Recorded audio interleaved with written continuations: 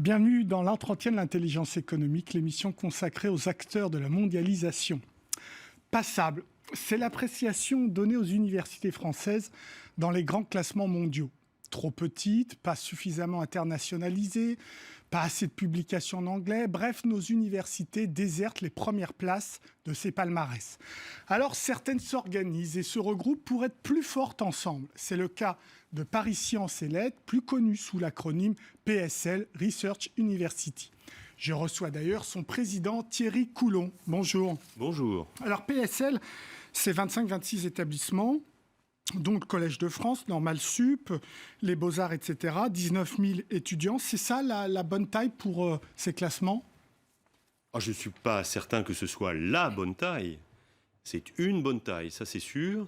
Et puis c'est aussi un bon niveau de qualité. 33 prix Nobel, des Molières, des Césars, des distinctions dans tous les champs de la connaissance et de la création. Et puis c'est la bonne diversité. La diversité des disciplines, la diversité des approches. Ça va des lettres, des sciences humaines et sociales, jusqu'à la physique, à la médecine avec l'Institut Curie. Qu'est-ce qui vous a amené à créer PSL ? C'est le sentiment que toutes ces institutions avaient, à la fois de leur histoire très singulière. Enfin, le Collège de France, c'est 1530, les mines de Paris, c'est avant la Révolution. Et toutes ces institutions se créent au fil de l'histoire universitaire française dans une grande singularité.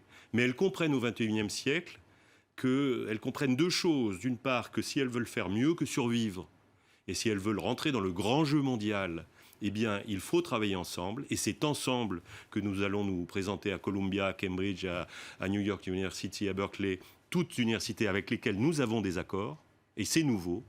Et puis, elles comprennent aussi que pour faire des programmes de formation innovants, pour faire des programmes de recherche et d'innovation encore plus forts, il est bon de travailler à la frontière des disciplines. Alors, pour être clair, qu'est-ce que demandent comme critère ces classements ? Nous n'avons pas attendu les classements, ni le dialogue avec les classements, pour construire une université de classe mondiale au cœur de Paris. C'est ce que nous faisons. Les classements ont pour nous l'effet de donner de la confiance, à nous-mêmes, aux acteurs, au gouvernement, aux entreprises, aux contribuables, etc. C'est ce que nous attendons des classements. Le projet scientifique, le projet intellectuel, le projet de formation. Nous voulons réformer la formation des élites et des talents dans ce pays. Mais sur quoi ils vous évaluent ces classements ? Alors, nous avons un dialogue avec les classeurs. Ils nous évaluent sur des règles claires et différentes d'un classement à un autre. Shanghai a un nombre de critères objectifs en petit nombre, vous les connaissez, le nombre de prix Nobel, les publications dans des revues de très haute tenue, etc. etc.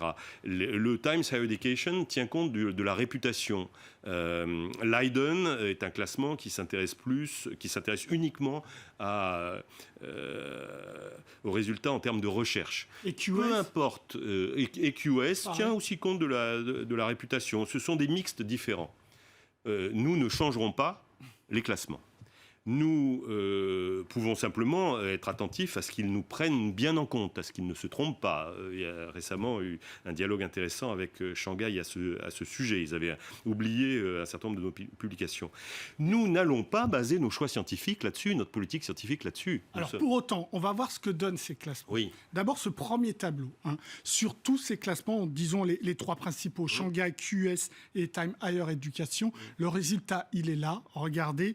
Les 10 premières sont des universités anglo-saxonnes, en majorité des universités américaines. Ça vous surprend ou pas ? Bien sûr que non. D'abord, il faut se rappeler qu'il y a des milliers d'institutions universitaires dans le monde. Et en classer 500, c'est classer la tête d'épingle. Exactement. Nous sommes dans cette tête d'épingle. Et nous sommes proches des 20 premiers. C'est ça le message. Que les 10 premières institutions soient anglo-saxonnes et puis on va assister à la montée des universités asiatiques, c'est un fait qu'il faut intégrer. Et qui nous dit quoi ? Le marché de l'enseignement supérieur, il est mondial, évidemment. Alors, nous avons intérêt à faire circuler nos étudiants et à en accueillir Deuxième accueillir les tableau que meilleurs je du monde voulais entier. vous proposer, c'est le classement de Shanghai, qui est un des classements favoris. Alors là, dans le classement de Shanghai, on trouve seulement la première université française, Paris 6, à la 39e place, et Paris 11 à la 46e place, et une grande institution comme Normal Sup à la 87e place. C'est quand même, c'est loin dans le classement quand même. Bien sûr, mais tout ça, c'est fini. L'école normale supérieure a compris il y a plusieurs années, et c'est l'histoire de PSL, elle a compris que pour se développer, pour se transformer, il lui fallait se transformer en contact avec des institutions de la même exigence, de la même très haute qualité. Parce que le Conservatoire de musique et de danse de Paris cherche ses talents, sélectionne ses violonistes et ses pianistes avec autant d'anxiété et de soin que l'École normale supérieure recrute les futurs physiciens et philosophes. Donc l'École normale supérieure sait bien et souhaite se présenter devant le classement de Shanghai à travers PSL. Et là, quand on regarde avec les bonnes lunettes, on voit un paysage complètement différent. Alors, ce qui est différent, c'est en effet, quand vous êtes regroupés et que vous faites une projection par rapport au classement de Shanghai, là, la France, à travers PSL, arrive au 20e, 23e ou 22e rang. La France, à travers PSL, pas seulement. La situation, vous le savez, c'est que le paysage français s'est profondément transformé. Il s'est transformé en s'internationalisant. Marseille, Bordeaux, Strasbourg, voilà des universités qui ont été réunifiées. Elles avaient été coupées en morceaux, en disciplines en 68. Elles viennent de se réunifier. Elles apparaissent dans les classements et à des niveaux qui sont honorables. Et puis, en Île-de-France, vous avez 3 grands projets. Sorbonne Université, autour de l'UPMC, de Paris 6. Vous avez Saclay, qui est un projet magnifique. Vous me demandiez si c'est la bonne taille. Saclay, c'est une autre taille, c'est plus d'espace, c'est plus de gens, c'est une autre identité que celle de PSL, mais nous nous félicitons d'être en dialogue et en compétition et en coopération avec Saclay.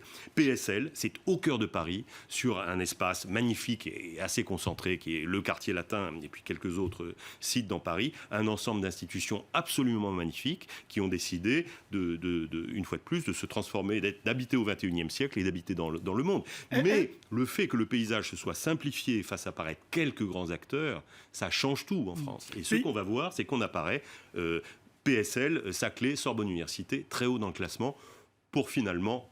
Paysage simplifié, mais est-ce que ça ne veut pas dire aussi que les universités françaises acceptent cette anglo-saxonisation de la formation supérieure? Alors, vous jouez le jeu. Évidemment que le jeu est mondial, mais ça n'est pas pourquoi raisonner toujours en pensant qu'on va subir. Récemment, nous avons rencontré les promoteurs du classement de Shanghai, ceux qui le font.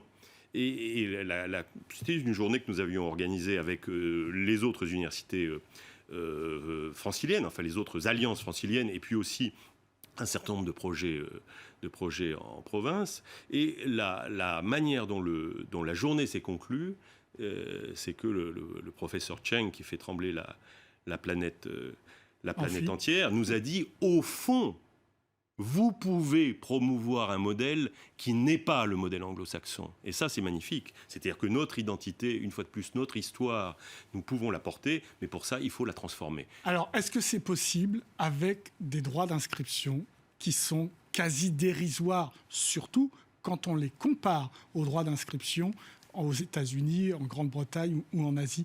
On est quoi, 300 € aujourd'hui? Est-ce que c'est possible? Dans les universités, vous savez que le paysage français, il est très varié. Oui. Et de HEC à l'université de La Rochelle ou bien de l'École des Mines de Paris à un IUT, fait partie des universités d'ailleurs, il y a une grande variété de situations qu'on a eu un peu tendance à homogénéiser fictivement. Hein. On n'en voit pas la diversité. Et donc il y a une diversité aussi sur les droits d'inscription.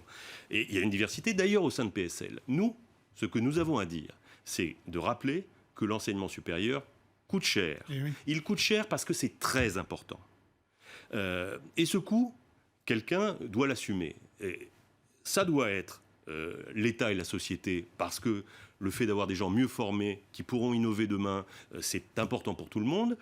Il est naturel de poser la question de savoir si l'individu ou la famille ne doit pas aussi contribuer, parce qu'après tout, c'est un bénéfice privé, c'est un bénéfice public et c'est un bénéfice privé. Et puis, les entreprises, la société doit pouvoir contribuer aussi.